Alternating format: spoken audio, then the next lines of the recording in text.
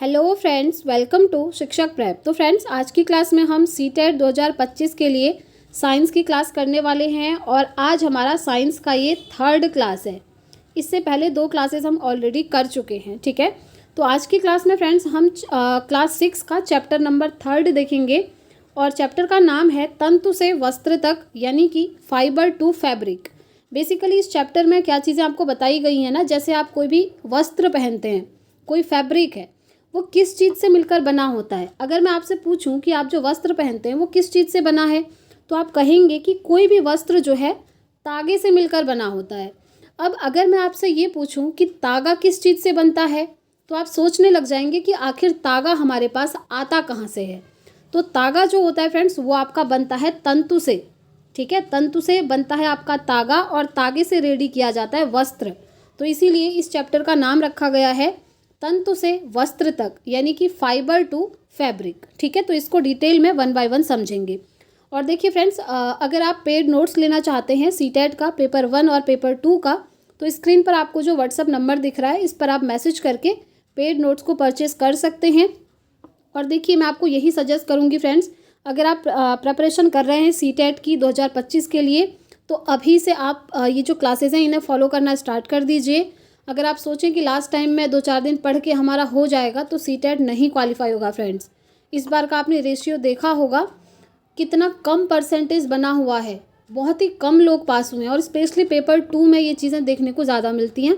तो इसीलिए क्लासेस को फॉलो करिए, टेलीग्राम को ज्वाइन कर लीजिएगा। PDF आपको पर डे वहाँ पर ये शेयर किया जा रहा है, ठीक है। चलिए स्टार्ट करते हैं। देखिए, थोड़ा सा लेंथी चैप्टर है, लेकिन ये चैप्टर बहुत बहुत ज़्यादा इंपॉर्टेंट है। 2 क्वेश्चन आपको हमेशा सीटेट में इस चैप्टर से देखने को मिलते हैं। तो चलिए स्टार्ट करते हैं और इसको समझने की ज़रा कोशिश करेंगे। देखिए, यहाँ पर बात हो रही है कि अनेक प्रकार के कपड़े पाए जाते हैं, आप पहनते होंगे कपड़े, जैसे कोई सूती का हो गया, कोई ऊनी कपड़ा है, कोई रेशमी कपड़ा होता है। तो अनेक प्रकार के कपड़े जो हैं लोग पहनते हैं, ठीक है। ये सारी चीज़ें यहाँ पर दी हैं जो कि आप जानते हैं। अब देखिए, एक ऊनी मफलर और एक सूती साड़ी अगर आप खरीदते हैं, ठीक है। देखिए, कपड़े की दुकान का भ्रमण करने के पश्चात पहेली और बूझो। देखिए, ये पहेली और जो बूझो है ना, ये जो NCERT है साइंस की, ये बड़ी इंटरेस्टिंग है। ये इन्हीं के नाम पर बेस्ड है, यही सारी एक्टिविटीज़ इसमें करते हैं। तो इन्होंने क्या किया, अपने आसपास में विभिन्न प्रकार के वस्त्रों को ध्यान से देखना आरंभ किया। उन्होंने यह देखा कि जो बेडशीट है, यानी कि जो बिस्तर पर बिछाने वाली चादर होती है, ठीक है। ये देखिए, ये कपड़े की दुकान है। सबसे पहले यहाँ पर अनेक तरीके के आपको कपड़े देखने को मिलेंगे। तो इनमें से बात हो रही है बेडशीट की, ठीक है। उसने देखा कि जो बेडशीट है और जो कंबल हैं, पर्दे हैं, मेजपोश हैं, तौलिए हैं, झाड़न हैं आदि, ये सभी भिन्न भिन्न प्रकार के कपड़ों से बने हैं। ये तो आप जानते हैं, आपका जो कंबल होता है, ब्लैंकेट होता है, वो बहुत सॉफ्ट होता है। वहीं अगर आप डस्टर को ले लें तो वो थोड़ा हार्ड होता है। तो ये अलग अलग कपड़ों से मिलकर बने होते हैं, ठीक है। यहाँ तक कि उनके अपने बस्ते तथा बोरे भी किसी प्रकार के वस्त्र से ही बने हैं। उन्होंने इन सभी वस्त्रों की पहचान सूती, ऊनी, रेशमी अथवा संश्लिष्ट के रूप में की। क्या आप भी इन वस्त्रों में से कुछ की पहचान कर सकते हैं? क्या आप जानते हैं कि सूती वस्त्र, ऊनी वस्त्र, रेशमी, ये सब क्या होते हैं? आइए इनको डिटेल में हम समझेंगे 1 बाय 1। देखिए, सबसे पहले NCERT में आपको बताया है वस्त्रों में विविधता, यानी कि वस्त्रों में विविधता पाई जाती है। जैसा कि अभी मैंने आपको बोला, सूती वस्त्र हो सकते हैं, रेशमी हो सकते हैं, ऊनी हो सकते हैं, संश्लिष्ट हो सकते हैं, ठीक है। अनेक प्रकार के कपड़े पाए जाते हैं। चलिए आगे बढ़ते हैं। अब ये वाली जो एक्टिविटी है ये इम्पॉर्टेंट है, चलिए इसे देखेंगे। सूती कपड़े का एक टुकड़ा लेंगे जिस पर आपने क्रियाकलाप 1 में लेबल लगाया था, ठीक है। इसमें आपने लेबल लगाया है। इसके एक सिरे पर कोई ढीला तागा ढूंढने का प्रयास कीजिए। अब ये कोई कपड़ा है, इसमें से कह रहा है कि आप कोई एक ढीला तागा निकालिए। जैसे सपोज करिए आपके पास एक स्वेटर है, ठीक है। अगर मैं कहूँ इस स्वेटर को आपने उधेड़ना है, इसको खोलना है, तो आप क्या करेंगे? स्वेटर के तागे खींचने लगेंगे आप, है ना। वो जो वस्त्र है वो तागे में कन्वर्ट हो गया। अब मैं आपसे कहूँ ये तागा जो है ये किस चीज़ से बना है, ज़रा इसे भी आप खरोच के देखो, क्या पता इसमें से भी पतले पतले तागे निकल कर आएँ। तो आपने क्या किया, एक निडल लिया, एक सुई ली या फिर एक पिन लिया और पिन से इन तागों को भी आप इस तरीके से क्या करने लगे, कुरेदने लगे, ठीक है। और जैसे आप उसको कुरेद रहे हैं तो उसमें से छोटी छोटी पतले पतले तागे टाइप के और निकल रहे हैं। तो ये क्या चीज़ है, यही इस एक्टिविटी में बताया गया है। देखिए, इसके एक सिरे को ढीला रखकर धागा ढूंढने का प्रयास कीजिए और इनको बाहर को खींचिए। अब इस स्ट्रक्चर में आप क्लियरली देख पाएंगे इसमें क्या हो रहा है कि तागे निकाले जा रहे हैं। ठीक है, उस कपड़े में से क्या हो रहा है, तागे निकाले जा रहे हैं। एक एक करके 1 बाय 1 ये तागा निकाल रहा है। देख लीजिए, तागा दिखाई ना दे तो पिन अथवा सुई की सहायता से आप तागे को धीरे धीरे खींचिए। हम यह देखते हैं कि तागों को एक साथ व्यवस्थित करने पर क्या बना है, एक वस्त्र बना है। अब ये क्वेश्चन कर रहा है कि ये तागे किस चीज़ से बने हैं। अब जो ये आप तागे खींच रहे हैं ये तागे किस चीज़ से बने हैं, और अभी जस्ट मैंने आपको बताया था कि ये जो है आपके तंतु से मिलकर बने होते हैं। ठीक है, तो चलिए आइए तंतु के बारे में पढ़ते हैं। देखिए, सबसे पहले आप इस तरीके से नोट भी कर सकते हैं। अगर आपने पेड नोट्स नहीं लिया है तो आप ऐसे लिख लीजिए। फाइबर होता है सबसे पहले, फाइबर यानी कि तंतु। तंतु से बनता है आपका तागा यानी कि यान, और तागे से बनता है आपका वस्त्र यानी कि फैब्रिक। ये होता है सिंपल प्रोसेस। वस्त्र आप पहनते हैं, वस्त्र को जब आप उधेड़ते हैं तो आपको तागे निकलते हुए दिखाई देते हैं। तागों को हम रेशे भी कहते हैं। ठीक है, और इंग्लिश में इनको यान कहते हैं। और ये जो तागे होते हैं, अगर आप इनको किसी पिन की सहायता से कुरेदने की कोशिश करेंगे तो इनमें से और छोटे छोटे से पतले तागे टाइप के निकलने लगते हैं। वो कहलाते हैं हमारे फाइबर यानी कि तंतु। तो अगर आपसे पूछें कि वस्त्र का सबसे छोटा रूप क्या होता है तो आप कहेंगे वस्त्र का सबसे छोटा रूप होता है आपका तंतु यानी कि फाइबर। ठीक है, चलिए आइए तंतु के बारे में अब यहाँ पर हम पढ़ेंगे। आप देख सकते हैं यहाँ पर, ये देखिए, तागे को पतले तंतुओं में विखंडित करना। एक ये तागा दिखाया है यहाँ पर, इस तागे को इस तरीके से कुरेदा जा रहा है और पतले पतले तागे और निकल रहे हैं। इन्हीं तागों को हम क्या कहते हैं, तंतु कहते हैं। ठीक है, चलिए एक बार हम इसको रीड करेंगे। किसी सूती कपड़े के टुकड़े से कोई तागा बाहर निकालिए। इस तागे के टुकड़े को मेज पर रखिए। इस तागे के टुकड़े के एक सिरे को अपने अंगूठे से दबाइए, जो कि आप इस स्ट्रक्चर में देख पा रहे होंगे।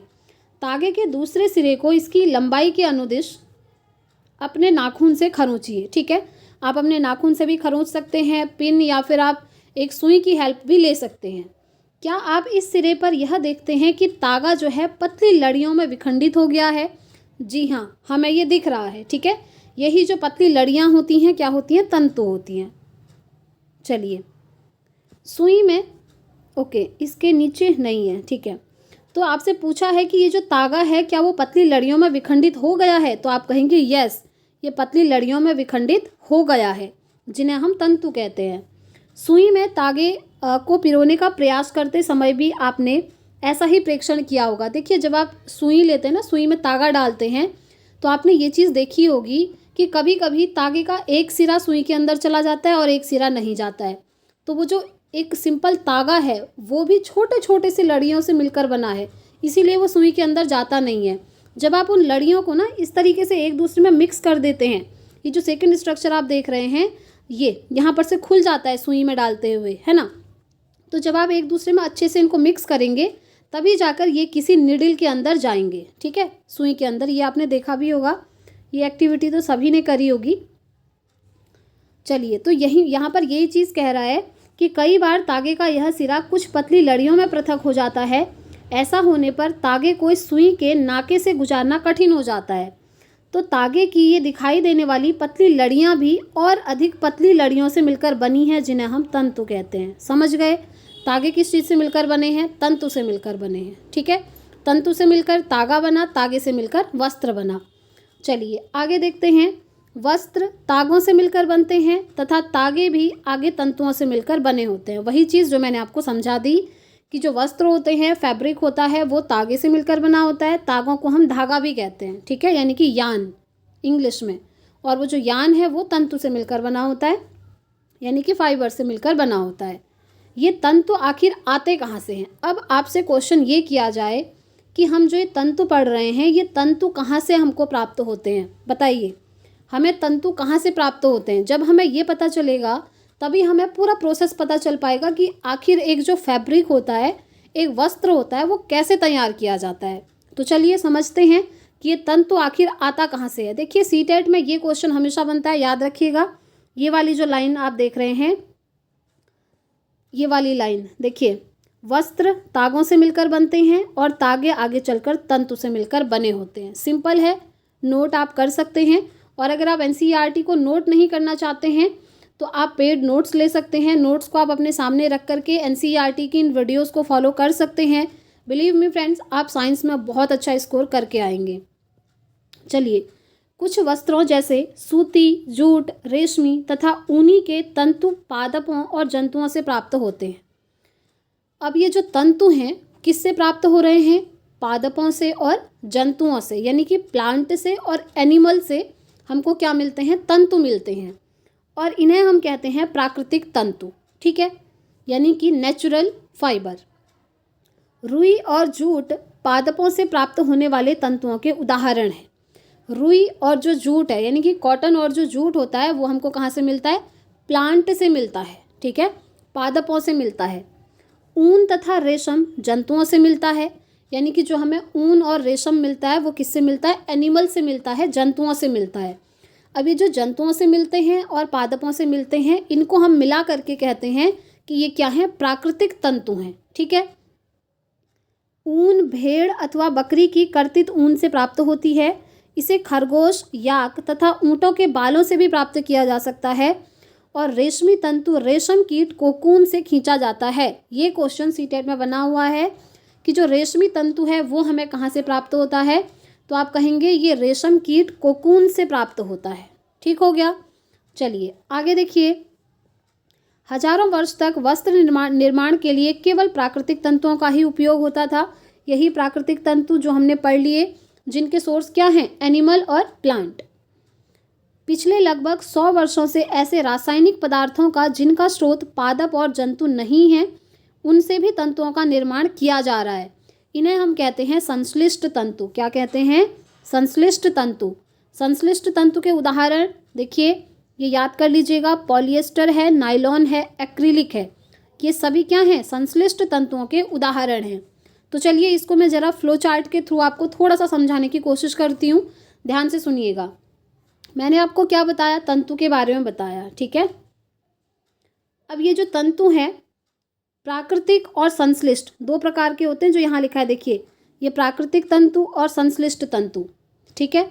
यानी कि एक नेचुरल फाइबर हो गया और एक सिंथेटिक फाइबर हो गया, ठीक है, प्राकृतिक और संश्लिष्ट तंतु। अब ये जो प्राकृतिक तंतु हैं ये दो प्रकार के, एक तो होता है आपका क्या? एनिमल से प्राप्त होने वाले, यानी कि जंतुओं से प्राप्त होने वाले, और एक होता है प्लांट से प्राप्त होने वाले, यानी कि पादपों से प्राप्त होने वाले। अब जो पादपों से प्राप्त हो रहे हैं उसके अंदर क्या क्या आ रहा है आपका?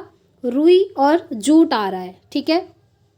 पादपों से प्राप्त होने वाले क्या हैं? रुई और जूट हैं। और एनिमल से प्राप्त होने वाले क्या हैं आपके? एनिमल जैसे ऊन हो गया, रेशम हो गया, ठीक है। ऊन हमें किस किस से मिलता है? भेड़ से, बकरी से, खरगोश से, ऊँट से और याक के बालों से, जो कि यहाँ पर आपको दिख रहा है, लिखा हुआ है, ठीक है। और रेशम किससे मिलता है? मैंने आपको बताया, रेशम कीट कोकून से मिलता है। तो ये क्या हो गया हमारा? एनिमल से प्राप्त होने वाले और प्लांट से प्राप्त होने वाले। और संश्लिष्ट तंतु के उदाहरण क्या हैं? पॉलिएस्टर है, नायलॉन है और एक्रिलिक है, ठीक है। इस तरीके से बस आपको इतना सा याद रखना है। चलिए अब आगे बढ़ते हैं। अब हम क्या पढ़ेंगे ना इस चैप्टर में, ये जो आप प्राकृतिक तंतुओं की बात कर रहे हैं, इसमें जो हमने कहा कि प्लांट से जो हमको मिलते हैं, क्या मिलते हैं? रुई और जूट मिलते हैं। तो अब सबसे पहले रुई के बारे में पढ़ा जाएगा, फिर जूट के बारे में पढ़ा जाएगा, ठीक है। चलिए आगे बढ़ते हैं। देखिए फ्रेंड्स, अगर आपको क्लासेस पसंद आती हैं, वीडियो अच्छी लगती है, तो प्लीज़ कमेंट करके और वीडियो को लाइक ज़रूर कीजिएगा। चलिए अब सबसे पहले हम पढ़ेंगे क्या? पादप तंतु, यानी कि प्लांट फाइबर। प्लांट फाइबर कौन कौन से हैं? अभी मैंने आपको बताया, रुई और जूट हैं। तो सबसे पहले रुई के बारे में पढ़ेंगे, यानी कि कॉटन के बारे में पढ़ेंगे। रुई तो आप सब यूज़ करते ही होंगे। तो चलिए देखते हैं रुई के बारे में क्या है जो इम्पोर्टेंट है, वहाँ पर चलते हैं।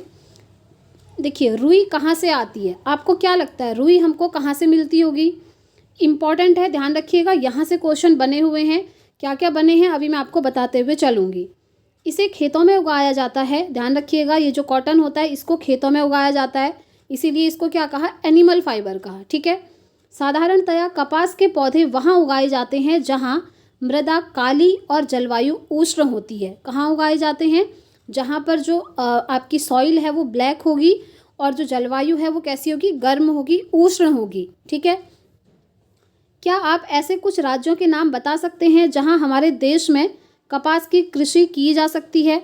बताइए, हमारे देश में कपास की कृषि कहाँ कहाँ करी जाती है? ये क्वेश्चन नोट कर सकते हैं। एक तो आप कहेंगे गुजरात में पूछा हुआ क्वेश्चन है, और दूसरा आपका महाराष्ट्र में। गुजरात और महाराष्ट्र में क्या होता है? कपास की खेती की जाती है, क्योंकि यहाँ की जो मिट्टी है वो काली होती है और जलवायु उष्ण होती है। ठीक हो गया। आगे देखिए, कपास पादप के जो फल हैं, कपास पादप के जो फल होते हैं उनको हम कहते हैं कपास गोलक। क्या कहते हैं? कपास गोलक कहते हैं। इनका साइज़ कितना होता है? ये आपसे पूछा हुआ क्वेश्चन। आप कहेंगे इनका साइज़ होता है एक नींबू के जितना, छोटा सा लेमन जो होता है। ठीक है। जो कपास पादप होते हैं, जो इनके प्लांट होते हैं, उनका जो कपास गोलक फल होता है जिससे हमें रुई मिलती है, उसका साइज़ होता है एक छोटे से नींबू के बराबर। अब देखिए आगे क्या कह रहा है। पूर्ण परिपक्व होने पर जो बीज हैं यानी कि कपास के गोलक हैं, ये टूट करके खुल जाते हैं और कपास जो है तंतुओं से ढके बिनौले को देखा जाता है। देखिए यहाँ पर ये क्या कह रहा है कि जब आपका ये कपास गोलक परिपक्व हो जाता है, मैच्योर हो जाता है, तो इसमें से जो सीड हैं, बीज हैं, वो टूट करके बाहर निकलने लगते हैं। ठीक है। अब जब वो बाहर निकलने लगते हैं तो उसके बाद कह रहा है कि कपास तंतुओं से ढके बिनौलों को देखा जा सकता है। तो उसके बाद आप उन कपास को देख सकते हैं। ठीक है। क्या आपने ऐसा कपास खेत देखा है जो कपास चुने जाने के लिए तैयार हो चुका है? देखिए एक ना खेत टाइप का होता है जहाँ पर आपको फिर कपास के गोलक दिखने लगते हैं। अब ऐसा नहीं है कि उनको पकड़ के आप यूज़ करने लग गए, नहीं, उनको क्या किया जाता है, सबसे पहले कपास को ओटा जाता है। कपास ओटना कहते हैं, गिनिंग। ठीक है। तो ये क्या है, अभी डिटेल में इसको पढ़ रहे हैं। इस तरीके से ना ये जो आप स्ट्रक्चर देख रहे हैं, यहाँ से हमको ये कपास को ओटा जा रहा है और कपास ओटने से हमको क्या मिल रहा है, हमको रुई मिल जा रही है। ये रुई तैयार की जा रही है। इस तरीके से ये कॉम्बिंग करी जा रही है ना, कंघी है आप देख रहे हैं। इस तरीके से रुई को इकट्ठा किया जाता है। इस समय खेत जो है कपास के परिफुल्लों से इतना श्वेत हो जाता है जैसे कि वो बर्फ़ से ढका हुआ हो। ऑब्वियसली रुई का कलर कैसा होता है? सफ़ेद होता है, वाइट होता है। तो जो आप उसके खेत देखेंगे ना, प्लांट देखेंगे, तो वो खेत इतने अच्छे सुंदर वाइट दिखते हैं, ऐसा लगता है जैसे बर्फ़ पड़ी हुई हो। ठीक है। इतने सफ़ेद दिखते हैं। अब देखिए, साधारणतया इन कपास बॉलों से कपास को हस्तचयन द्वारा प्राप्त किया जाता है। हस्तचयन यानी कि हाथों की हेल्प से। इसके पश्चात कपास से बीजों को कंकतन द्वारा पृथक किया जाता है। ठीक है, याद रखेंगे। कपास को क्या किया जाता है? कंकतन द्वारा अलग किया जाता है और इस प्रक्रिया को कपास ओटना कहते हैं। क्या कहते हैं? कपास ओटना कहते हैं। कपास के बीजों को कोम्बिंग करके पृथक कर रहे हैं। ठीक है। कोम्बिंग यानी कि कंकतन, कंघी करके, आप ये समझिए, ये कंघी टाइप का ये आपको दिख रहा है, इससे अलग करा जाता है और इस प्रोसेस को हम कहते हैं कपास ओटना।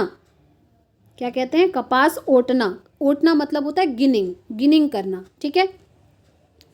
तो ये हमने रुई को कंप्लीट पढ़ लिया। आई होप आपको समझ आ गया होगा कि रुई हमें किस तरीके से मिलती है और किस प्रोसेस के थ्रू हम उसको इकट्ठा करते हैं। किस प्रोसेस के थ्रू? गिनिंग के थ्रू। ठीक है। कपास ओटना जिसको हम कहते हैं, ये बहुत इंपॉर्टेंट है फ्रेंड्स, इसे आप याद रखिएगा।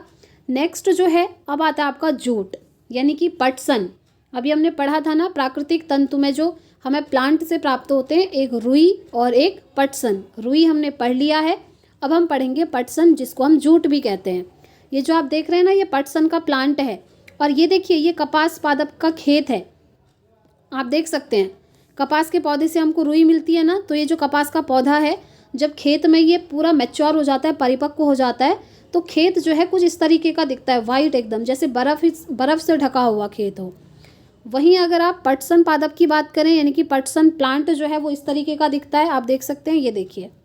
चलिए इसके बारे में पढ़ेंगे। पटसन तंतु को पटसन पादप के तने से प्राप्त किया जाता है। इंपॉर्टेंट क्वेश्चन है, ये आपसे पूछा जाता है कि जो पटसन है वो प्लांट के कौन से हिस्से से प्राप्त किया जाता है। तो पटसन तंतु हमको तने से मिलता है प्लांट के। ठीक है। भारत में इसकी खेती वर्षा ऋतु में की जाती है और भारत में पटसन को प्रमुख रूप से पश्चिम बंगाल, बिहार और असम में उगाया जाता है। ठीक है, रुई का मैंने आपको बताया था ये कहाँ पर मिलता है, ये उगाया जाता है गुजरात और महाराष्ट्र में। और जूट कहाँ पर उगाया जाता है, पश्चिम बंगाल, बिहार और असम में। ठीक है, सामान्यतः पटसन पादप को पुष्पन अवस्था में काटते हैं, यानी कि फ्लावरिंग स्टेज में इसको कट किया जाता है। फसल कटाई के पश्चात पादपों के तनों को कुछ दिनों तक जल में डुबोकर रख देते हैं और ऐसा करने पर तने गल जाते हैं और उन्हें पटसन तंतुओं से हाथों द्वारा पृथक किया जा सकता है। तो ये पूरा आपको प्रोसेस बताया हुआ है कि जब फ्लावरिंग स्टेज में होती है फसल तो उसको काट दिया जाता है और काटने के पश्चात जो है कुछ दिनों तक उसे वाटर के अंदर डुबो के रखते हैं। और जब आप वाटर को जो है वाटर के अंदर अगर प्लांट को डुबो कर रख रहे हैं तो ऑब्वियसली उसका जो तना है, उसका जो स्टेम वाला हिस्सा है वो क्या होगा, गलने लगेगा। और जब वो गलेगा तो पटसन तंतुओं को हम हाथों की हेल्प से अलग कर सकते हैं। ठीक है, वस्त्र बनाने से पहले इन सभी तंतुओं को तागों में परिवर्तित कर लिया जाता है। और ऐसा कैसे किया जाता है, अब देखिए, इनसे हमको ये मिल गया, फाइबर मिल रहा है। अब देखिए, वस्त्र बनाने से पहले कह रहा है कि फाइबर का हम क्या करते हैं, यान बनाते हैं, तागा रेडी करते हैं। तो अब वो तागा किस तरीके से रेडी किया जाता है वो आगे आपको बताया हुआ है। ठीक है, तो तागा रेडी करने की प्रोसेस देखिए। रुई से तागा बनाना, आपको पतली सी रुई दी जो एक फाइबर है, उससे आप तागा बनाना चाहते हैं तो कैसे बनाएंगे, तो अलग अलग इसकी विधियां हैं। तो चलिए सारी विधियों को 1 बाय 1 डिटेल में पढ़ लेते हैं। सूती तागे की कताई करना, देखिए, एक हाथ में कुछ रुई पकड़िए, दूसरे हाथ के अंगूठे तथा तर्जनी के बीच में कुछ रुई की चुटकी भरिए और इसे धीरे धीरे रुई से बाहर की ओर खींचिए तथा रेशों को लगातार ऐंठते भी रहिए। क्या आप तागा बना सके, बताइए। आपको जो है रुई दे दी गई, कॉटन दे दिया गया, एक फाइबर दिया, उसका तंतु दिया है, आपसे कहा जा रहा है कि 2 तंतुओं को मिला करके आप तागा बनाओ। तो आप इस तरीके से बनाते तो हैं, है ना। ये देखिए जैसे ये कर रहे हैं, ये प्रोसेस आप सभी ने करा होगा। रेशों से तागा बनाने की प्रक्रिया को कताई कहा जाता है। मोस्ट इम्पॉर्टेंट, जब रेशों से तागा बनता है, यानी कि जब आप क्या कर रहे हैं, रेशे मतलब तंतु, ठीक है, अभी मैंने आपको बताया था तंतु को रेशा भी कहते हैं। तो रेशे से जब आप क्या कर रहे हैं, तागा बना रहे हैं, फाइबर से यान बना रहे हैं, तो इस प्रोसेस को हम कहते हैं कताई करना। कताई को इंग्लिश में कहते हैं स्पिनिंग। क्या कहते हैं, स्पिनिंग करना। ठीक है, इस प्रक्रिया में रुई के एक पुंज से रेशों को खींचकर ऐंठते हैं। ऐसा करने से रेशे आसपास आ जाते हैं और तागा बन जाता है। तो तागा बनाने की प्रोसेस यहाँ पर आपको बता दी है कि किस तरीके से तंतु से मिलकर के तागा बनता है। तंतु को हम रेशा भी कहते हैं, ये आपको ध्यान रखना है। ठीक, कताई के लिए एक सरल युक्ति हस्त तकुआ का उपयोग किया जाता है। अब ये जो कताई है ना, यानी कि ये जो स्पिनिंग है, इसके लिए एक मेथड यूज़ करी जाती है जो एक हस्त तकुआ है, जिसे तकली कहते हैं। ये आप जो स्ट्रक्चर देख रहे हैं ना, पतला तलवार जैसा, यही है आपकी तकली। ये देखिए, तकली का उपयोग किया जाता है कताई करने के लिए। हाथ से प्रचलित कताई में उपयोग होने वाली एक अन्य युक्ति चरखा भी है। अब जो हाथ से यूज़ हो रही है ना, उसमें एक अन्य युक्ति क्या है, आपका चरखा है। चरखे के बारे में आप सभी ने सुना होगा, जो कि राष्ट्रपिता महात्मा गांधी से कनेक्टेड है। चरखे के उपयोग को राष्ट्रपिता महात्मा गांधी ने स्वतंत्रता आंदोलन के एक पक्ष के रूप में लोकप्रियता प्रदान की थी। उन्होंने लोगों को हाथ कते तागों से बुनी वस्त्रों को पहनने तथा ब्रिटेन की मिलों में बने आयातित कपड़ों का बहिष्कार करने के लिए प्रोत्साहित किया था। ये सब चीज़ें आपने जीएस में भी पढ़ी होंगी। ठीक है, तो खादी के प्रचलन को बढ़ावा देने के लिए भारत सरकार ने 1956 में एक संगठन का निर्माण किया, जिसे खादी एवं ग्रामोद्योग आयोग कहा जाता है। तो बड़े पैमाने पर तागों की कताई का कार्य कताई मशीनों की सहायता से किया जाता है। कताई के पश्चात तागों का उपयोग वस्त्र बनाने के लिए किया जाता है। ठीक है, हमने ये वाली जो विधि थी, यहाँ पर हमने क्या किया, तंतु से यानी कि रेशे से मिला करके तागा बनाया। अब तागे से वस्त्र कैसे बनेगा वो हम यहाँ पर पढ़ेंगे। ठीक, आप ये मेथड देख सकते हैं, ये जो स्ट्रक्चर हैं, यहाँ पर रुई से तागा बनाया जा रहा है। ये चरखा है जिसकी बात गांधी जी भी करते हैं। इसके थ्रू हम क्या कर रहे हैं, रेशों से यानी कि तंतुओं से तागा रेडी कर रहे हैं। और ये जो आप तकली देख रहे हैं, ये भी हमारा तागा बनाने में यूज़ होती है। अब हम बात कर रहे हैं कि तागे से वस्त्र आपका कैसे रेडी होगा, तो चलिए इसको पढ़ेंगे। तागे से वस्त्र बनाने की भी कई विधियां होती हैं, जिनमें से 2 विधियां जो हैं प्रमुख हैं। वो 2 विधियां कौन कौन सी हैं? एक तो है आपकी बुनाई। कौन सी है? बुनाई है, ठीक है, यानी कि नीटिंग है, सॉरी वीविंग है, वीविंग को हम बुनाई कहते हैं। और दूसरी विधि यहाँ पर है जो कि आपकी निटिंग होती है, जिसे हम बंधाई कहते हैं। तो चलिए ये क्या है, इनको एक बार डिटेल में पढ़ेंगे। तो बुनाई के बारे में सबसे पहले देखिए, वस्त्र तागों के 2 सेटों जिन्हें एक साथ व्यवस्थित किया जाता है उनसे मिलकर बनते हैं। तागों के 2 सेटों को आपस में व्यवस्थित करके वस्त्र बनाने की प्रक्रिया बुनाई कहलाती है। ये लाइन इम्पॉर्टेंट है कि तागों के 2 सेटों को अगर आप आपस में व्यवस्थित करते हैं तो उससे क्या होता है, वस्त्र का निर्माण होता है। और इस प्रोसेस को हम कहते हैं बुनाई करना, यानी कि वीविंग करना, ठीक है। आगे देखिए, आइए कागज़ की कुछ पट्टियों को बुनने का प्रयास करते हैं। अब ये जो क्रियाकलाप है, यहाँ पर जो है एक्टिविटी करी गई है कि इस तरीके से आप इनकी बुनाई कर सकते हैं। देखिए बुनाई करने की यहाँ पर स्ट्रक्चर भी दिखाए हुए हैं। इस तरीके से आप क्या कर सकते हैं, बुनाई कर सकते हैं, ठीक है। आगे देखिए, इसी ढंग से तागों के 2 सेटों को बुनकर वस्त्र बुने जाते हैं, जो कि हमने पढ़ लिया है कि तागों के 2 सेटों को अगर हम आपस में व्यवस्थित करते हैं तो वस्त्र रेडी होता है, जिसे हम क्या कहते हैं, बुनाई कहते हैं, वीविंग कहते हैं। तागे वास्तव में कागज़ की पट्टियों की तुलना में बहुत ही ज़्यादा पतले होते हैं। वस्त्रों की बुनाई करघों पर की जाती है। करघे या तो हस्त प्रचलित होते हैं या फिर विद्युत प्रचालित होते हैं, ठीक है। करघों में की जाती है, हथकरघा आपने सुना भी होगा, इनमें ये काम किया जाता है, ठीक। चलिए आगे देखिए, एक विशेष प्रकार की बुनाई। अब हम दूसरी बुनाई की बात करेंगे। यहाँ पर एक विशेष प्रकार की जो बुनाई होती है, क्या कभी आपने यह देखा है कि जैसे ना आपने घरों में देखा होगा स्वेटर बिनते हैं लोग, तो स्वेटर बिनना क्या है, उसमें यही प्रोसेस होता है। देखिए कि स्वेटर किस प्रकार से बुने जाते हैं। इनकी बुनाई यानी कि नीटिंग में किसी एकल तागे का उपयोग वस्त्र के एक टुकड़े को बनाने में किया जाता है। जैसे ऊन की पूरी एक लोई टाइप की होती है, इतना बड़ा गोला होता है, और एक ही साइड से पकड़ करके उसको पूरा बिना जाता है, नीटिंग करी जाती है, इंग्लिश में नीटिंग कहते हैं, ठीक है। और इस तरीके से पूरा एक क्या होता है, फैब्रिक रेडी हो जाता है, यानी कि वस्त्र बन जाता है। क्या आपने कभी किसी फटे हुए मोजे के किसी तागे को खींचकर देखा है? जब आप ऐसा करते हैं तब क्या होता है, एकल तागा लगातार खींचता चला जाता है। अगर आपने ये चीज़ करी हो, कोई जैसे ऊन का स्वेटर बना हुआ है, उस स्वेटर को अगर आप उधेड़ रहे हो तो एक ही तागा निकलता है ना, उसी तागे को आप लपेट करके इतना बड़ा गोला बना देते हैं। तो वही है आपका, वही बुनाई को हम क्या कर रहे हैं, खोल रहे हैं, ठीक है। और इससे क्या होता है, वस्त्र उधड़ता जाता है। मोजे और बहुत सी अन्य पहनने की वस्तुएं ऐसी बुनाई द्वारा बने वस्त्रों से बनाई जाती हैं। जैसे ये स्वेटर बिन रही हैं, तो स्वेटर बिनना क्या है, ये है आपका नीटिंग, ठीक है। इस प्रकार की बुनाई हाथों से तथा मशीनों के द्वारा भी की जाती है। तो दोनों प्रकार की बुनाई का उपयोग विभिन्न प्रकार के वस्त्रों के निर्माण में किया जाता है। कौन सी दोनों प्रकार की? एक हमने पढ़ी वीविंग, जिसको हम बंधाई कहते हैं, और दूसरा बुनाई, ठीक है। ये दोनों ही, इन वस्त्रों का उपयोग पहनने की विविध वस्तुओं को बनाने में किया जाता है। इनसे हम अलग अलग तरीके के वस्त्रों को बना सकते हैं, ठीक है। यहाँ पर आप देख सकते हैं ये पूरा स्ट्रक्चर भी दिया हुआ है। एक होता है आपका वीविंग, जिसमें क्या करते हैं, वीविंग में अभी मैंने आपको बताया था कि तागों के 2 सेटों को आपस में व्यवस्थित करके वस्त्र बनाते हैं। और अगर आपसे पूछा जाए नीटिंग के बारे में, तो आप नीटिंग में क्या कहेंगे कि किसी एक एकल तागे का उपयोग होता है वस्त्र को बनाने में, जैसे कि स्वेटर बिनना। और ये काम हम हाथ से भी करते हैं, और आजकल तो मशीनों का भी यूज़ होने लगा है, ठीक है। पहेली यह जानना चाहती है कि क्या आपने नारियल के बाहरी खोल के तंतुओं से बने किसी वस्त्र को देखा है? इन तंतुओं का सामान्यतः किन कार्यों में उपयोग होता है? आपने देखा होगा जो एक नारियल होता है उसमें बड़े बड़े हेयर होते हैं लंबे लंबे से, वो भी इसी तरीके से यूज़ होते हैं, ठीक है।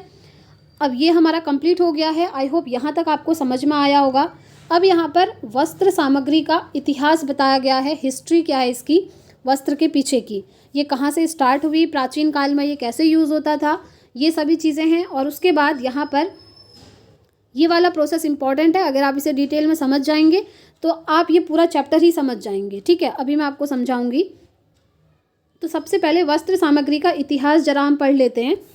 क्या आपने कभी यह जानने का प्रयास किया है कि प्राचीन काल में लोग पहनने के लिए किस सामग्री का उपयोग किया करते थे जब वस्त्र नहीं होते थे। ठीक है, वस्त्रों के विषय में पूर्व प्रमाणों से ऐसा प्रतीत होता है कि प्रारंभ में लोग वृक्षों की छाल, बड़ी बड़ी पत्तियां और जंतुओं की चर्म, चर्म मतलब होता है स्किन, से अपने शरीर को ढकते थे। ठीक है, कृषि समुदाय में बसना आरंभ करने के पश्चात लोगों ने पतली पतली टहनियों और घास को बुन करके चटाइयाँ बनाना स्टार्ट करा।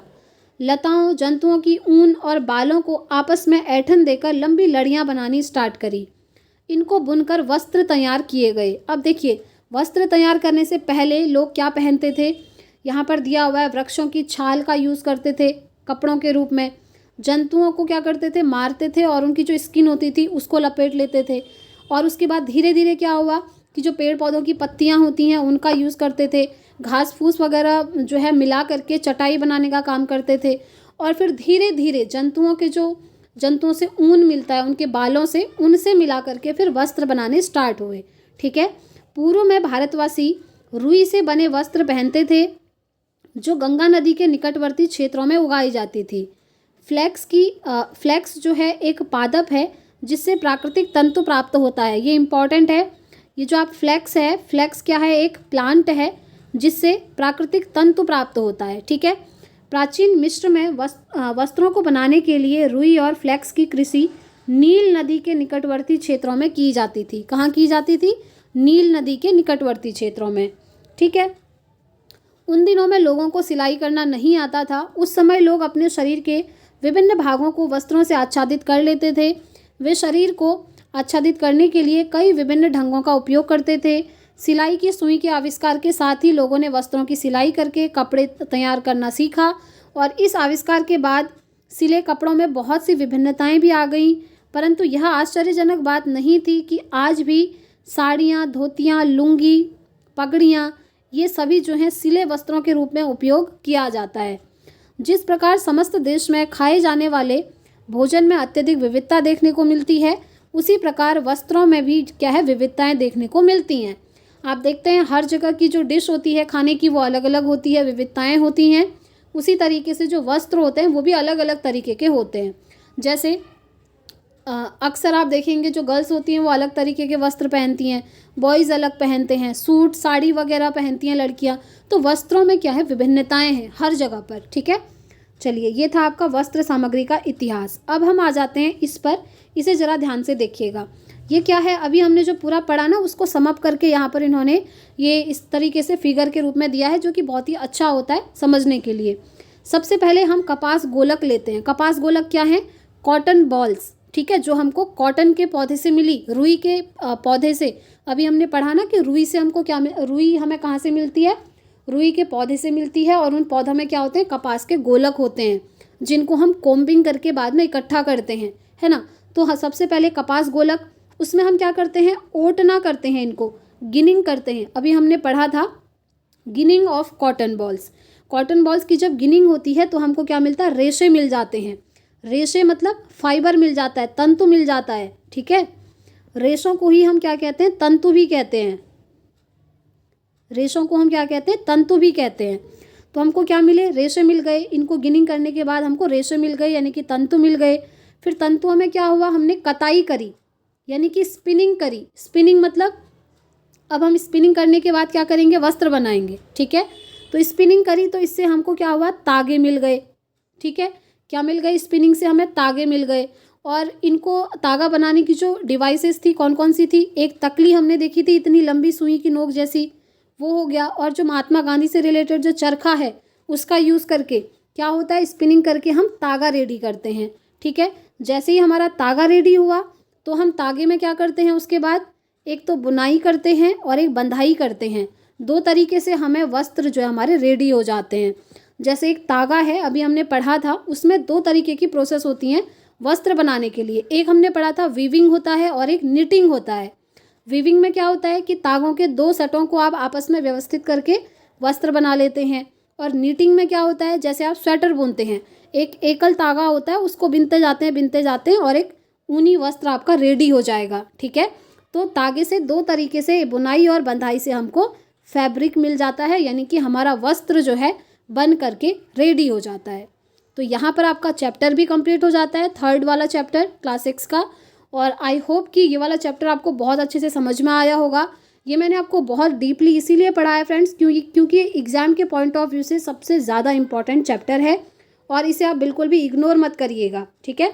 तो चैप्टर कंप्लीट होने के बाद जैसा कि यहाँ पर आपको सारांश बताया गया है, तो सारांश को हम थोड़ा डिटेल में समझ लेते हैं। और अब ये सारांश आपको पढ़ने में ना ईजी लगेगा क्योंकि चैप्टर हम कवर अप कर चुके हैं। देखिए, वस्त्र सामग्री अथवा वस्त्रों में विविधता होती है, जैसे सूती वस्त्र हो गया, रेशमी हो गया, ऊनी हो गया और पॉलिएस्टर हो गया। अभी हमने पढ़ा है ये सब। वस्त्र तागों से बनते हैं जिन्हें तंतुओं से बनाया जाता है। ये हमने पढ़ लिया कि तंतुओं से मिलकर हमारा क्या बनता है, तागा बनता है, और तागे से हमारा क्या बनता है, वस्त्र बन जाता है, ठीक है। यही चीज़ यहाँ पर लिखी हुई है। तंतु या तो प्राकृतिक होते हैं या फिर आपके संश्लिष्ट होते हैं, मतलब या तो आपके नेचुरल होते हैं या सिंथेटिक होते हैं, ठीक है, नेचुरल और सिंथेटिक। अभी मैंने आपको बताया भी कि जो नेचुरल होते हैं वो क्या होते हैं, हमारे प्लांट और एनिमल से मिलते हैं, और जो सिंथेटिक हैं उसके अंदर पॉलिएस्टर है, नायलॉन है, एक्रिलिक है, वो सारी चीज़ें जो केमिकल प्रोसेस से बनती हैं, ठीक है। नेक्स्ट है रुई और जूट जैसे तंतु पादपों से प्राप्त किए जाते हैं। ये भी हमने पढ़ लिया कि जो रुई है और जूट है हमको प्लांट से मिलता है। तंतुओं से तागा बनाने की प्रक्रिया को कताई कहते हैं। अभी हमने पढ़ा ना, तंतुओं से तागा बना रहे हैं उसे हम क्या कहेंगे, कताई, स्पिनिंग। नेक्स्ट है तागों की बुनाई 2 प्रकार से की जाती है जिनसे वस्त्र बनता है।